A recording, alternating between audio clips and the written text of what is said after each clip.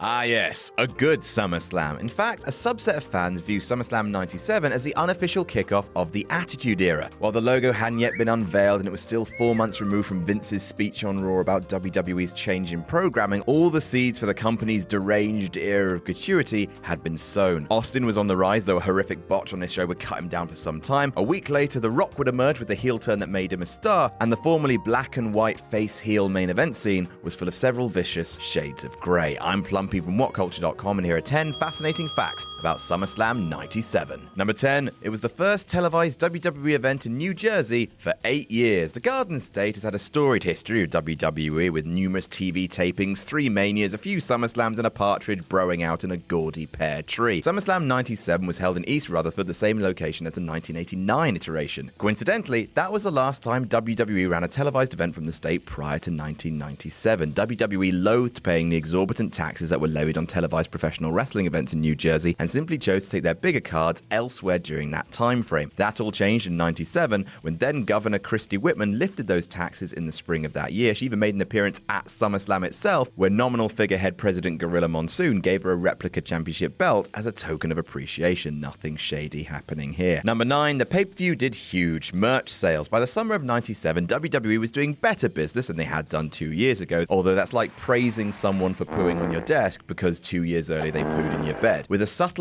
badass Austin 316 shirts, WWE finally had their counter to the New World Order merch. SummerSlam 97 brought a little more than 20,000 fans to the Meadowlands, and that mass of humanity spent a whopping $202,500 on merchandise once inside the venue. That's more than $10 a head, with the majority of those dollars probably going towards Austin-related wares. Number 8. The dead crowd was attributed to tailgating. Sometimes a crowd response can make or break a show. Money in the Bank 2011, ECW One Night Stand 2005, SummerSlam 92 would all like a word. SummerSlam 97 went the other way. It was especially odd considering the show emanated from the usually vocal New York area. Reports from fans attending the show told of a massive tailgate party held outside the arena that Sunday afternoon, where many rowdy revelers took to boozing it up under the hot August sun. The subdued reaction was then blamed on quite a few fans inside the building, suffering the consequences of too much alcohol and too much heat. There were even reports of a few fans falling asleep during the show from being massive hot lads. Number 7. Mick Foley barely finished the cage match. It wouldn't be a pay-per-view facts list without bringing up the fact that Mick Foley nearly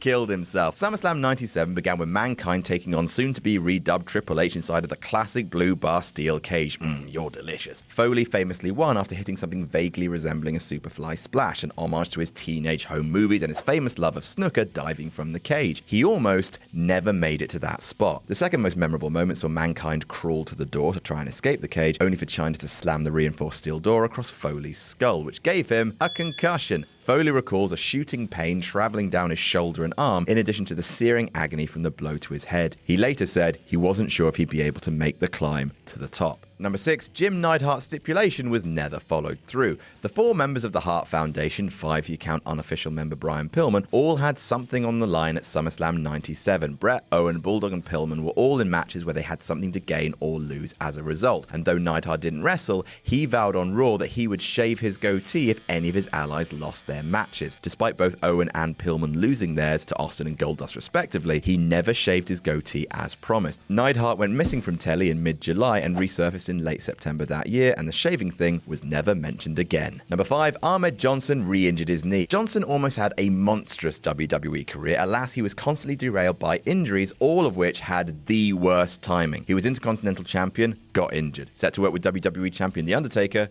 got injured. At SummerSlam, Johnson was preparing for a return from knee surgery in June, which had cost him a title match with Taker at Canadian Stampede. At the biggest party of the summer, Los Barriquas were facing DOA in an 8-man tag that saw Johnson and his Nation of Domination teammates interfere. During the melee, Johnson re-injured his knee trying to give Chains the Pearl River plunge outside the ring. This required even more time off, and the Nation kicked Johnson out of the group the following night, replacing him 1 week later with The Rock. And the rest is history. Number 4. Austin let Owen talk him into the tombstone. The Intercontinental title match pitted meeting, Owen Hart and Steve Austin was well on its way to being the best match of SummerSlam 97. That all came to a near tragic end when Austin's spine crunched during Owen's sit-out pile driver. Before the match, Owen and Austin had their planning session, and Austin apparently suggested the tombstone as a way of creating a dramatic false finish. Austin said he inquired to the youngest Hart brother about his method of execution, and Owen told him, "I'm gonna drop to my ass," instead of his knees. Owen had performed the knees drop version of the move on TV before, most prominently on brother Bret at WrestleMania 10. Why he then chose a sit-out method is anyone's guess. According to Austin, he wasn't comfortable with Owen's plan, but agreed when his opponent assured him he would be okay. Yeah.